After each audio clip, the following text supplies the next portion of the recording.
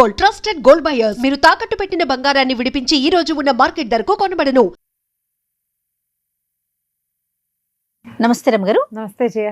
రమగారు, మనకి ఈ నెలలో హనుమత్ జయంతి ఉంది. ఇది సంవత్సరానికి 2 సార్లు వింటాం కదా రమగారు, హనుమత్ జయంతి. చైత్ర మాసంలో ఒకసారి, వైశాఖ బహుళ దశమి నాడు ఇంకొకసారి వింటాం. అంటే జరుపుకోవటం కూడా ప్రాంతాల వారీగా జరుపుకుంటారు. మన గురువుల్ని బట్టి మన ప్రాంతీయమైన ఆచారం, మన చుట్టుపక్కల దేవాలయాల్లో ఏం చేస్తున్నారు దాన్ని బట్టే కదా. అంటే తెలంగాణ ప్రాంతంలో చైత్రంలో చేస్తారు, ఆంధ్ర ప్రాంతంలో వైశాఖంలో చేస్తారు. మనం అక్కడ వాళ్ళం ఇక్కడ ఉన్నాం కదా, మనం ఇప్పుడు చేసుకుంటాము.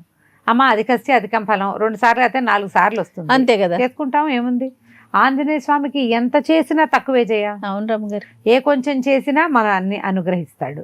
కావాల్సిన రకంగా చేసుకోవచ్చు. హనుమత్ జయంతి అంటే ఇప్పుడు సాధారణ పూజ ఎక్కడైనా మన దగ్గర ఏవో 4-6 ప్రతిమలో ఫోటోలో ఏమిటో ఉంటాయి. ఆంజనేయ స్వామి ప్రతిమ ఉందనుకో, ఫోటో ఉందనుకో, ఓ 2 పువ్వులు పెట్టి కాస్త ఒకసారి అగరొత్తులు చూపించి, దీపం అందరికీ కలిపి పెట్టుకుంటాం కదా, దేవుళ్ళందరికీ కలిపి ఒక దీపము అగరొత్తి పొగ చూపించి, శ్రీ ఆంజనేయ స్వామి తాలూకు స్తోత్రాలు ఏ హనుమాన్ చాలీసావో చదువుకుంటాము. తర్వాత రాముల వారి స్తోత్రాలు చాలా ఇష్టం ఆంజనేయ స్వామికి. అప్పుడు రాముల వారికి సంబంధించిన ఒక 3-4 స్తోత్రాలు చదువుకున్నాం.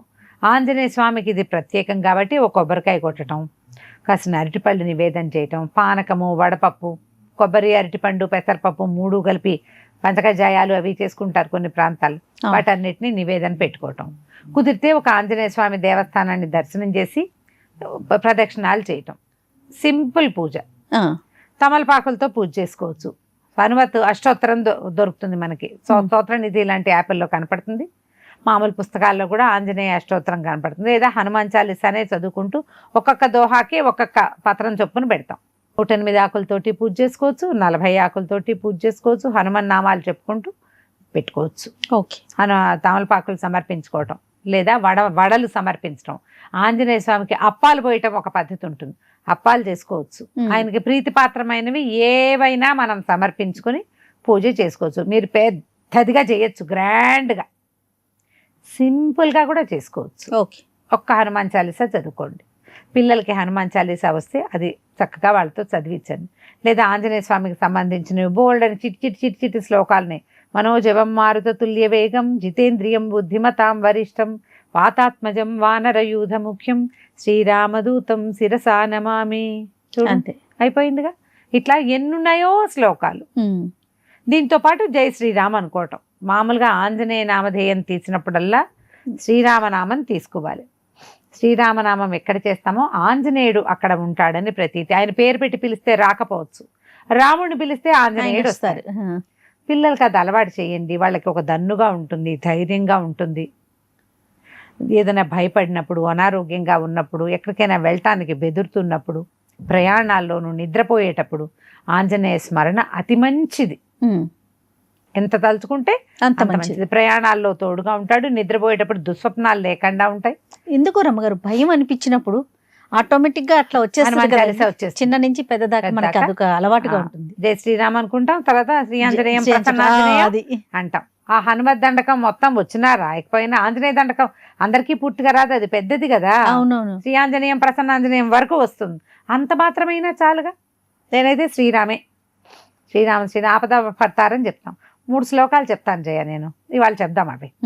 ఈ ఆపదామపహర్తారం మామూలుగా రోజువారీ చెప్పుకుంటామా. ఆపదామపహర్తారంతో ఒక 2 శ్లోకాలు ఉన్నాయి. 2వ శ్లోకం ఆంజనేయుని యొక్క ప్రజ్ఞ, ఆయన గురించి చెప్పుకోవడం. తర్వాత సీతాదేవి ఆంజనేయ స్వామిని అక్కడికి సుందరకాండలో వాళ్ళిద్దరూ కలుసుకున్నప్పుడు అక్కడ చెప్పిన శ్లోకం సీతాదేవి చెప్పింది, అక్కడ కూడా అయి ఉండొచ్చు. తర్వాత మన వానరులందరూ మాట్లాడుకున్నప్పుడు కూడా ఇలాంటివే కొన్ని వాక్యాలు నడిచినాయి. ఈ 3 లైన్గా చదువుతాను జయ, నాకు అదొక అలవాటు. ఓకే. ఆపదామపహర్తారం చదువుకుంటామా.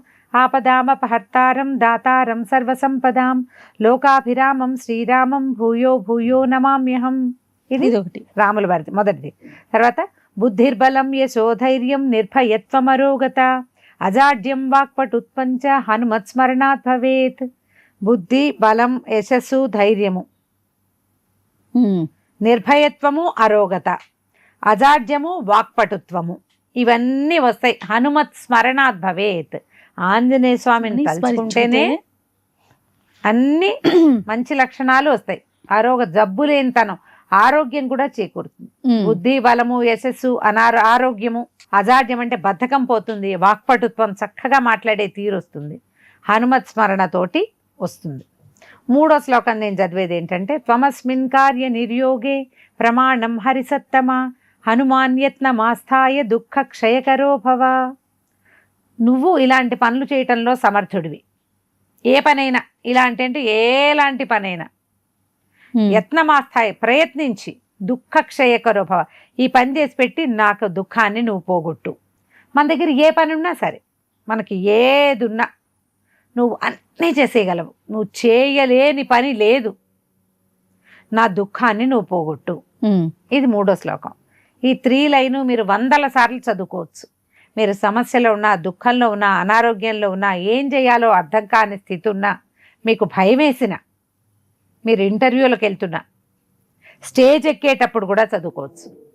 ఈ 3 లైన్ పెట్టుకోండి. మొదటిది రాముల వారిది, 2వది హనుమంతుని యొక్క ప్రజ్ఞాపాఠవాలు, 3వది హనుమని ఉద్దేశించిన వాక్యం, అది కూడా రామాయణాంతర్గతం.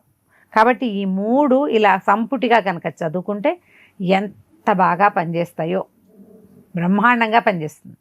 దీన్ని ఉంచుకోండి మీతోటి తప్పకుండా. చాలా సింపుల్ శ్లోకాలే కదా, చాలా సింపుల్, ఈజీగా నోటికి వచ్చేస్తాయి. ఈ హనుమత్ జయంతి రోజున ఈ 3 శ్లోకాలు మీరు నేర్చుకొని మీ పిల్లలకి నేర్పించండి. తప్పకుండా. రోజువారీ పడుకునేటప్పుడు, స్కూల్కి వెళ్ళేటప్పుడు, ఎక్కడికైనా వెళ్ళేటప్పుడు పిల్లలకి అది చెప్పు, ఒకసారి ఆపద పడతారని చెప్పు అని ఈ 3 లైన్గా చెప్పించండి. ఎగ్జామ్స్ అప్పుడు చదివించండి. అది పరీక్షలప్పుడు చదువుకోవాలి, దేవుడి దగ్గర నిలబడి చదువుకోవాలి, గుళ్ళోకి వెళ్ళాం చదువుకోవాలి. ఎవరైనా వచ్చారు, ఏదైనా వాడికి పద్యాలు వచ్చా, పాటలు వచ్చా, ఇవ్వచ్చు, ఈ 3 చెప్పించండి. మీ వాళ్ళకి, మీ పిల్లలకి రానిది లేదు. ఇంకా అన్ని మంచి లక్షణాలు వస్తాయి. లోపల ఏదైనా చెడు ఉంటే అదంతా పోతుంది. నెగిటివ్ ఫోర్స్ని తోసేస్తుంది బయటికి. అదే నెగిటివిటీ మన చుట్టూ తాకి రానివ్వదు. అసలు ఆంజనేయ స్వామి అలాంటి వాడు. మనం మెళ్ళో ఒక ఆంజనేయ స్వామి బెళ్ళేస్తాం కదా, అవును. ఈ శ్లోకాలు కూడా బెళ్ళతో సమానం.